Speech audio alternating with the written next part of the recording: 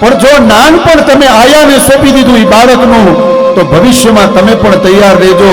તમારે પણ આયા પાસે જ રહેવું પડશે. પછી તમારો દીકરો તમને પ્રેમ નહીં આપે ને સમય નહીં આપે સાહેબ. તો એ બાળકને તમે પ્રેમ આપજો, એ બાળકને તમે મોટું કરજો તમારા હાથે. બાળકનું ધ્યાન રાખવાનું.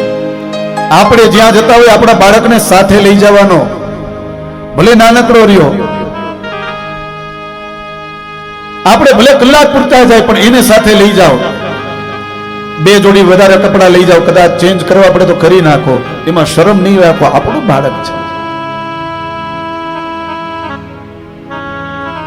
પણ અત્યારના બને છે એવું કે આપણે આપણા બાળકોને આયાના હવાલે કરી દઈએ છીએ. પછી આપણે એના પાસે આશા રાખીએ કે મોટો થઈને આપણને હાચવે. ન હાચવે. કારણ કે નાનપણથી જે પ્રેમ મળવો જોઈએ ને, એ બાળકને એ પ્રેમ મળતો નથી.